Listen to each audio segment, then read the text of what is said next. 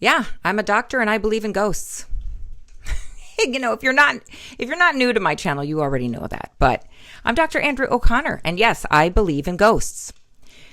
Most of my patients know that. They know I am very spiritual. I believe definitely in the spiritual realm, but I wanted to share that many things have happened to me while at work to really solidify that absolutely ghosts exist. Or you may prefer the term spirits.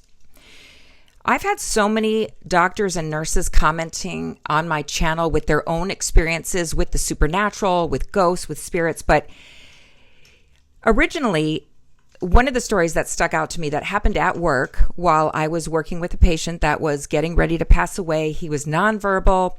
Family was there visiting him. And he was so frustrated that we couldn't see his Aunt Mary that had passed away years ago, apparently was in the room. I couldn't see her. I couldn't feel her. I didn't feel any presence.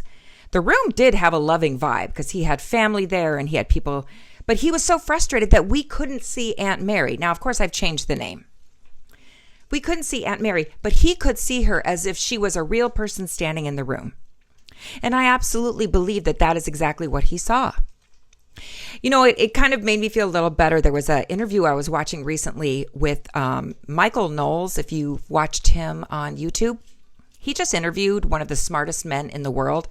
He has an IQ of 195, and he says, absolutely, there's a God, there's a devil, there's a heaven, and he studies math and physics, and he explains why there is another realm that we move to. You can't destroy energy. Our spirits, we are electrical beings. We are spirits. You cannot destroy energy.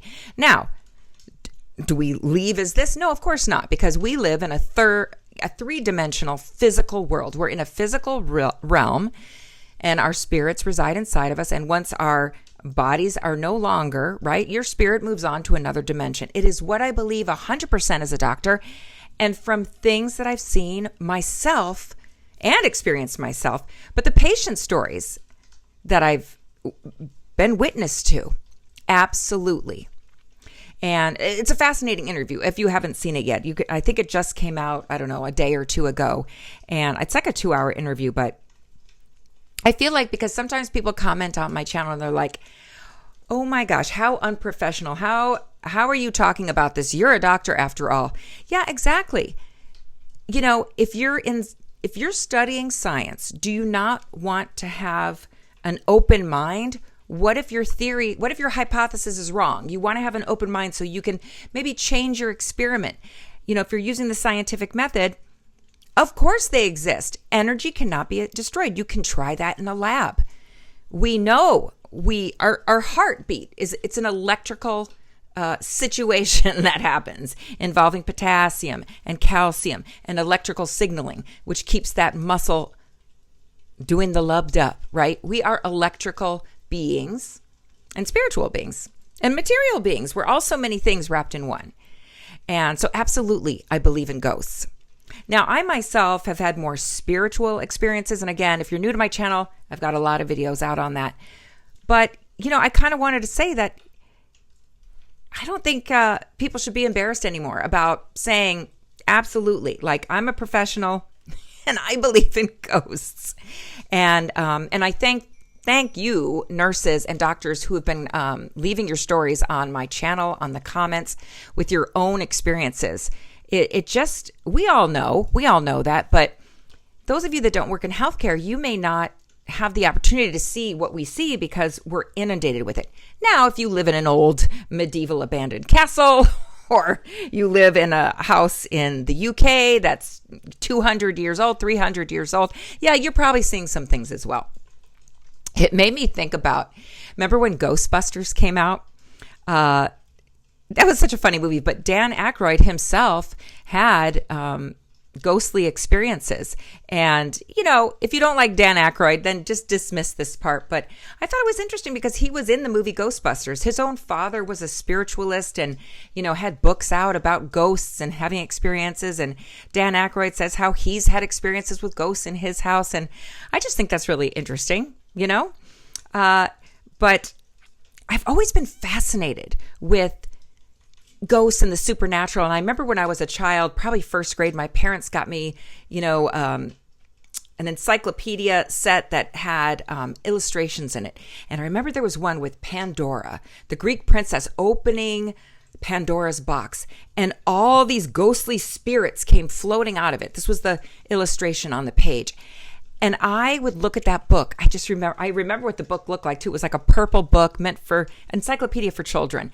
And I was just fascinated because my family did not talk about ghosts and spirits. And except for seeing the Casper the Ghost cartoon on TV, that's the only education I had about that. And I was like, what is this? What are they talking about? What do you mean there's ghosts coming? I mean, I was hooked since first grade. I was hooked on what is this? What are ghosts? What are spirits? And I ran into a friend, this was a few years ago, that I grew up with in Chicago. And she said, and I had seen her many, many years later. And she said, because I started talking about a ghost experience I was having in my house. And she said, it's so interesting because you always used to talk about ghosts, even when we were kids growing up in Chicago.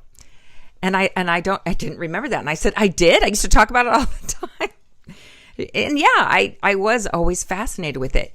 And I'm very honored. I'm very blessed that I can work with so many patients and help them in the process of death and dying and experiencing.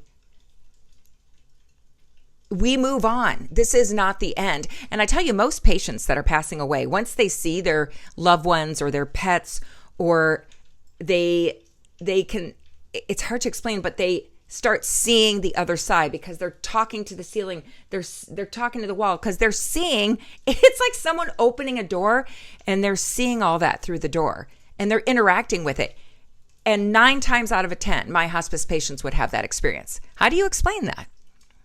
I think there could be a lot of explanations, but I'm going with, we live in a 3rd dimension. There's a 4th, a 5th, and so many dimensions.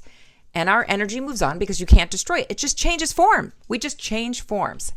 And I do think that a lot of the ghosts and the spirits we encounter are confused patients. Maybe they died abruptly or too soon, or they didn't realize where they were and they're still earthbound. Then I think there's also family members that have unfinished business or just are not ready to leave their loved ones yet. I think there's just so many possibilities, but I do believe that they're human. Now, I've had people post on my channel that they think the ghosts and the spirit activity that I talk about and the things that I witness are demons. And what I'll say to that is I've been in buildings and rooms before that I, to use an unscientific term, got the heebie-jeebies, like dark, depressing, morose, almost, and I don't want to say evil and be dramatic, but your hair stands on it. You just don't want to be in that place. You want to get out of there as soon as possible.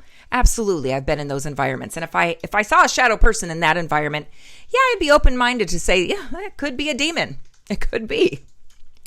Again, if you watch that interview with one of the smartest men in the world, he does talk about, yes, there are, good entities and bad entities. So angels, demons, right?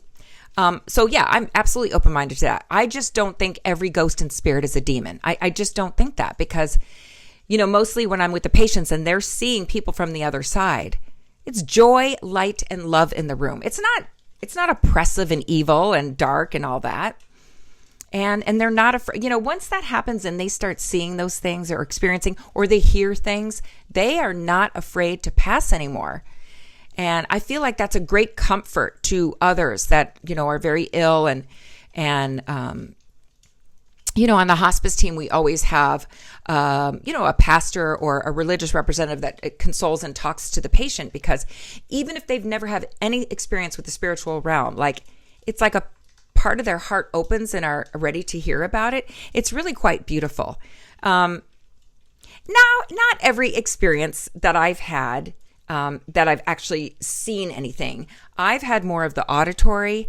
And when I talk about, I think a patient followed me home, you can watch that video. That is something I did actually see in my passenger seat.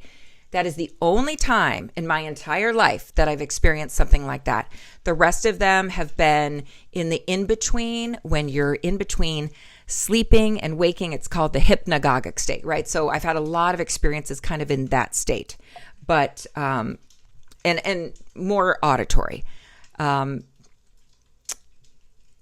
being witness to a patient seeing them over and over, it's amazing. And yes, I absolutely believe in that. As a doctor, I believe in ghosts. There you go. And hey, newsflash, there's plenty of other doctors and nurses and specialists, and I don't want to forget you dentists, physical therapists. We're all having these experiences, even if you've only had one in your life, right? So you don't always have to go to the haunted house to have an experience. You can just have an experience in someone's loving home that's passing away, or, maybe in, an old museum or a battleground. I am sure there's some energy there. I was reading something online. Goldie Hawn, I love that actress. Her daughter, Kate Hudson, was in a movie, The Skeleton Key, which is, by the way, a really creepy movie. It's a great movie as far as if you like creepy. It probably came out in the 90s, a really long time ago. So if you haven't seen it, you could check it out. But Goldie Hawn's daughter, Kate Hudson, who was in that movie, said that while filming that, she saw an unusual face in a window. So she says that was her ghost sighting. And you hear that a lot, like when they were making the films Poltergeist, and then this other series that just came out, the Conjuring House series. People are actually having experiences. I also believe that when